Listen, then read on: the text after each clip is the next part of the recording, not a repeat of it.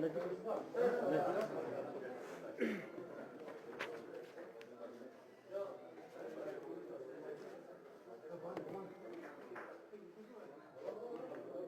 हमारे दो कलीग हैं,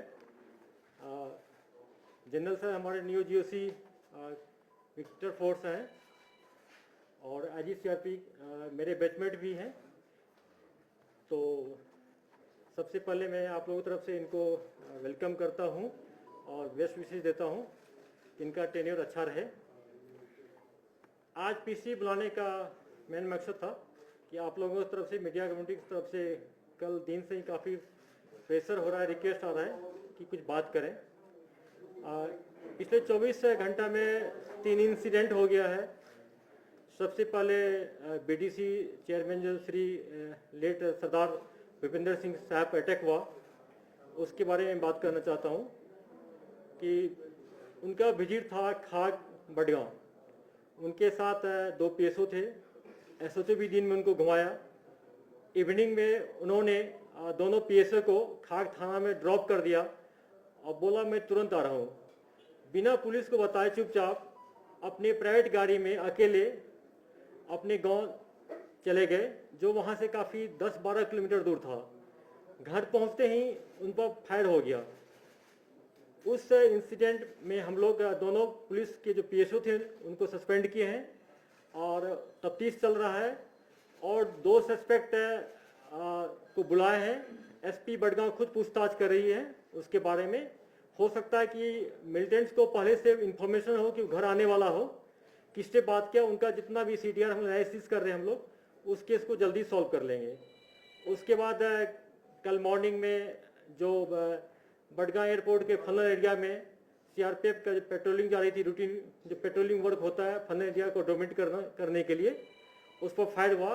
उसमें हमारे एक ASI शहीद हो गए, उसको भी हम लोग देख रहे हैं।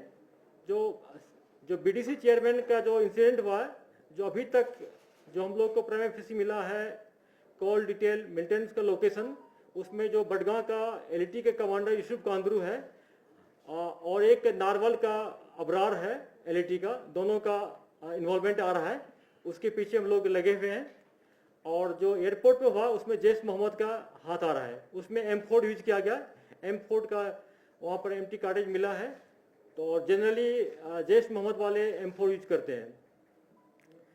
और उसके बाद कल इवनिंग में 6:20 में हमारे एडवोकेट साहब जो है कादरी साहब अपने घर में बैठे हुए थे। उनके घर में 2 क्लाइंट आया है। दोनों के हाथ में फाइल था और नकाब बंद था, पूरा मास्क लगाए हुए थे। प्लास्टिक के चेयर पर नीचे बैठे और वकील साहब को बुलाया और बोला कि मेरा एक एक्सीडेंट का केस है, आपसे सजेशन लेना है।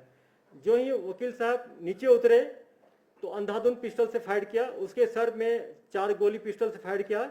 उनको हॉस्पिटल लाया जा रहा था, लेकिन रास्ते में उनका डेथ हो गया। भागते टाइम में मिलिटेंट ने हवा में 2-3 राउंड फायर किया है और गली में जो CCTV कैमरा एक लगा हुआ है उसका फुटेज हम लोग लिए हैं, उसको देख रहे हैं। उससे ट्रैक डाउन करते हैं कि कौन मिलिटेंट इन्वॉल्व है।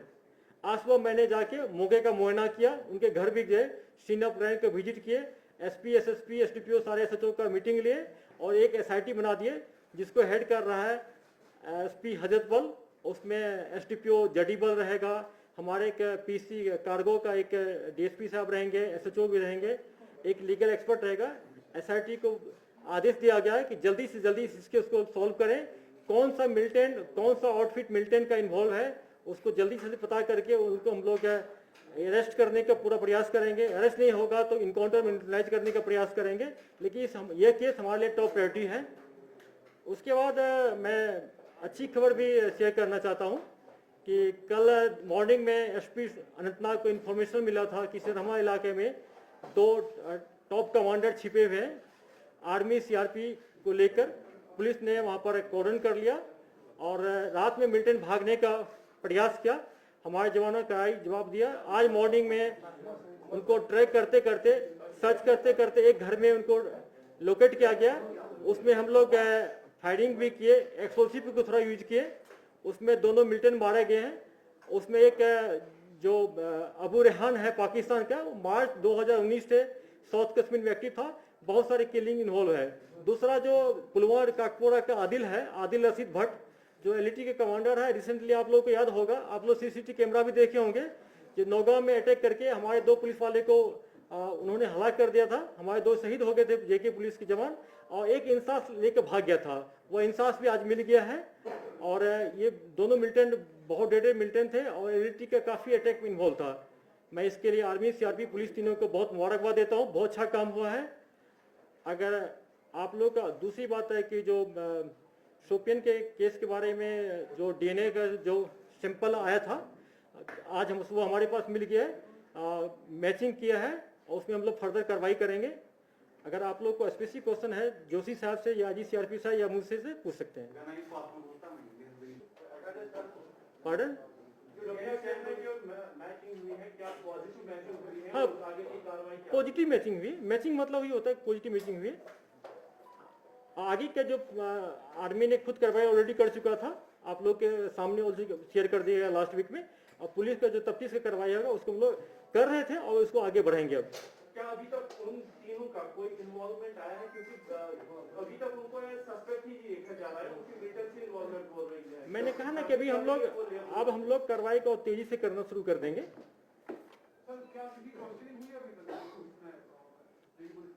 आप शुरू कर देंगे, आज से कर देंगे।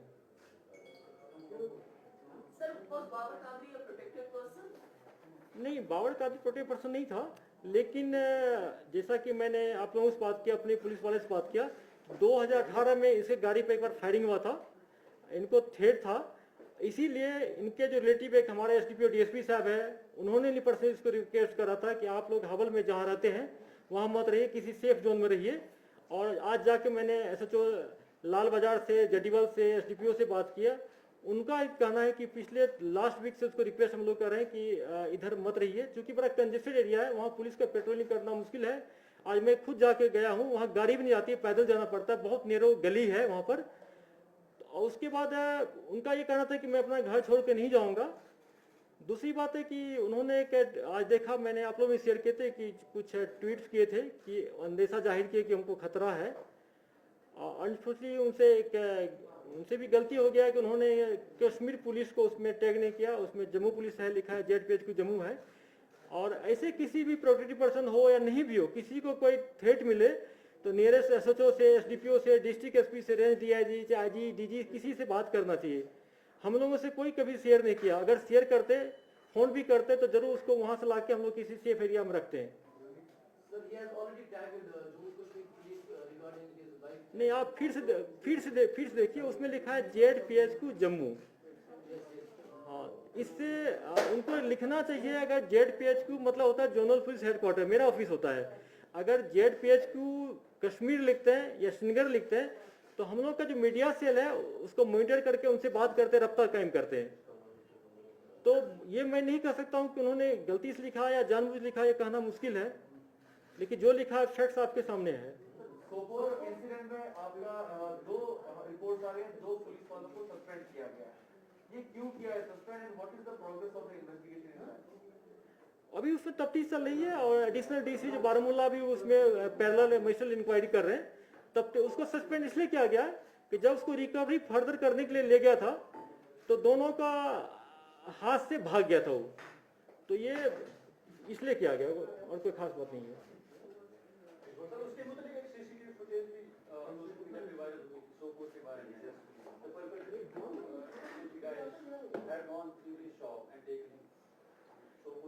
नहीं, उसमें तो लीगल ठीक है, उनको वहां से पकड़ के लाया गया था पूछताछ करने के लिए, फिर रिकवरी हुआ है। तो हम लोग तो नहीं कह रहे हैं कि उसको जंगल से लाए, उसको दुकान से लाए, तो वो तो फुटेज थी।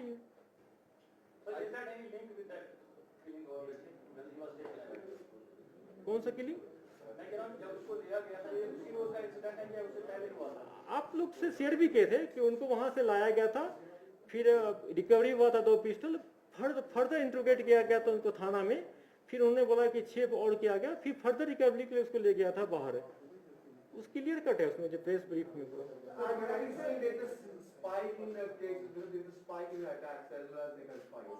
देखिए, मैं बार बार कह रहा हूँ आप लोगों से पिछले 9 महीना से कि पाकिस्तान के इंस्टिगेशन पर, चाहे ऑनलाइन देखें आप, कि पाकिस्तान पिछले 5-6 महीना से खासकर मार्च के बाद काफ़ी इंस्टिगेट कर रहा है ऑनलाइन, काफ़ी हथियार भेज रहा है, ड्रोन से भेज रहा है।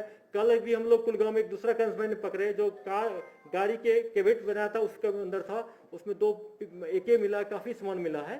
तो सामान हथियार ही भेज रहा है, ड्रोन से हो चाहे मैनुअली भेज रहा हो, मिलिटेंट के हाथ भेज रहा हो, इंस्टिगेट कर रहा है, रिक्रूटमेंट भी करवा रहा है पाकिस्तान। तो पाकिस्तान यहाँ का जो मिलिटेंट है उसको इंस्टिगेट कर रहा है कि इस टाइप का वायलेंस करे। आप देखे होंगे ये सारी इनोसेंट किलिंग है, चाहे BDC के चेयरमैन को मारा गया है, उसके पास उसको PSO नहीं था, उस टाइम खा लिया था इनोसेंट। चाहे कल जो वकील साहब को मारे गए, ये क्या उसको हथियार नहीं था, इनोसेंट किलिंग है। तो इस टाइप की इनोसेंट किलिंग करके पाकिस्तान का इरादा है कि यहाँ पर आतंक, भय पैदा, फियर लाया जाए लोगों में, टेरराइज किया जाए लोगों को। दूसरी बात है कि इंसिडेंट हो रही है लेकिन हमारे साइड से भी प्रोएक्टिव एक्शन हो रहा है। आप देखेंगे कि कल मॉर्निंग में एक जो इरफान मौलवी साहब के इनकाउंटर में मारे गए थे, वो अभी तक में कम से कम 5-6 लड़कों को अलबदर के लिए मोटिवेट करके ज्वाइन करवा दिया था। जब शकुर मारा गया था शकुर इनकाउंटर में, तब इसका नाम आया था, उसके बाद एक्टिव हो गया, भाग गया। ये बहुत, उसको मरने से उस एरिया में लोगों में खासकर यूथ पर अच्छा इंपैक्ट पड़ेगा, क्योंकि हाईली मोटिवेटेड था वो, काफ़ी लोग को इसमें लाए भी थे। उसके बाद कल आज मॉर्निंग में 2 टेररिस्ट हार्डकोर मारा गया है। तो हमारे साइड से भी, सिक्योरिटी फोर्स की साइड से भी प्रोएक्टिव और अच्छा एक्शन हो रहा है। हम लोगों को छोटे इस टाइप के इंसिडेंट से नहीं घबराना चाहिए, इसको आप कंप्रेहेंसिव होलिस्टिक रूप में देखना चाहिए। कुछ साल पहले एक लिस्ट आया था और एक ब्लॉग चल रहा था जो पाकिस्तान नाम आया था, उसमें भी बाबर कादरी का नाम आया था। एक नए ऑर्गेनाइजेशन TRF की तरफ से एक और लिस्ट जारी हुआ है जिसमें कुछ लोगों को हिट लिस्ट के तौर पर पेश किया गया है।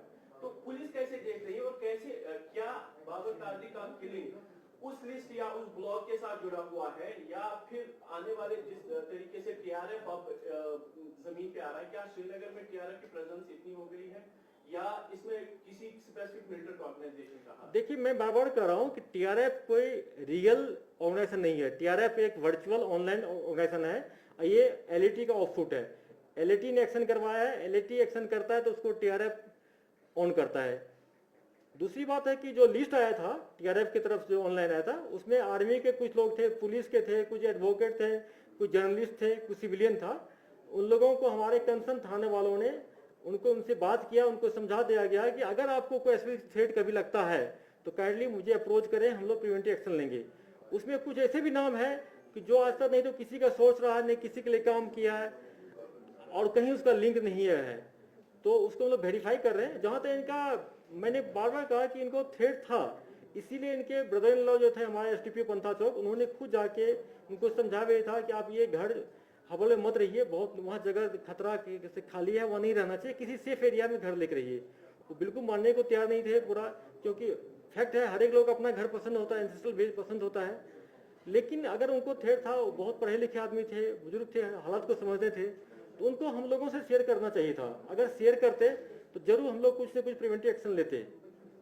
और मैं आप लोगों से भी फिर भी कहता हूँ कि अगर किसी जर्नलिस्ट, हमारे किसी कलीग भाई को भी, किसी को अगर किसी को थ्रेट इस टाइप के मिले तो तुरंत बताना चाहिए। अपने लेवल पर कंप्रोमाइज नहीं करना चाहिए और मैनेज नहीं करना चाहिए। Sir, will there be a security review particularly for those names who are in the list of TRF since 2018? बिल्कुल करेंगे, इसको हम लोग करेंगे। How many foreigners are active in Kashmir right now, the militants? And you are saying the presence is increasing. जो militants का जो मान लेंगे तो 70 to 90 है FT, बिल्कुल। उस 90 में करीब 40 ऐसे FT है जिसको हम लोग बाय नेम जानते हैं, जिसको हमारे सोर्स जानते हैं, गांव वाला भी जानते हैं उनको, बाकी का नाम नहीं पता है, लेकिन FT है वो। सर, आपने कहा कि STPO जो ब्रदर-इन-लॉ थे बाबर के, उन्होंने इनको इन्फॉर्म किया था, तो दैट मींस यू हैड इनको आप सिक्योरिटी प्रोवाइड क्यों नहीं किया अगर ऐसी सिचुएशन? नहीं, देखिए, मैं बार बार कहता हूँ कि जब तक आप सिक्योरिटी नहीं लेना चाहिए, आपको नहीं दे सकते हैं। टोटली मना कर दिया अपने ब्रदर लोगों को, मुझे सिक्योरिटी पब्लिक के गांव में रहना, लोगों के बीच में रहना है, उनको रहना है पूरा। बहुत लोग नहीं लेना चाहते पूरा, लेकिन फिर भी उनको इनके ब्रदर इन लॉ भी अब हम लोग को शेयर कर रहा है। फ्रेंकली स्पीकिंग, पहले शेयर नहीं किया था। So what are the active number of militants in Kashmir? आप कल भी DG साहब से पूछ चुके थे क्वेश्चन, वही 170 to 200 है पूरा।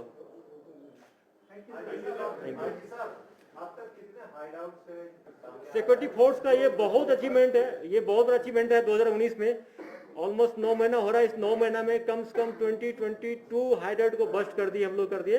आने वाले दिन में मिलिटेंट को हाइड्रेट में रहने में दिक्कत होगी, गांव में रहेंगे हम लोग, खबर मिलेगा न्यूट्रलाइज करेंगे। जिस तरीके की वेपनरी अब आ रही है, पहले तो AK-47 आता था, अब तो नई रिटायर राइफल्स आ रही है, कुछ नई वेपन्स कब पकड़े गए, तो कैसे देख रहे हैं, कहाँ क्या, what is the source of those new sort of weaponry that's coming? जाते जितने वेपन आ रहे हैं ये पाकिस्तान से आ रहे हैं, पार्ट्स आ रहे हैं, ठीक, इसमें कंफ्यूजन। दूसरी बात है, अगर M4 आ जाएगा तो इससे सिक्योरिटी फोर्स पुलिस को डरने वाले नहीं है। हमारे पास कुछ अच्छा हथियार है, वेपन से नहीं होता लड़ाई, लड़ाई होता है यहाँ होता है मेंटल गेम।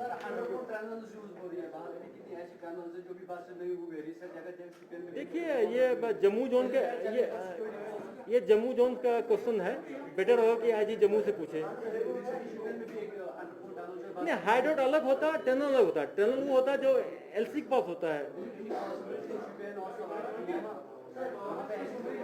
ऐसे ऐसे और हाइड्रोट है जिसके हम लोग पीछे पड़े हैं, उसको बस्ट करेंगे।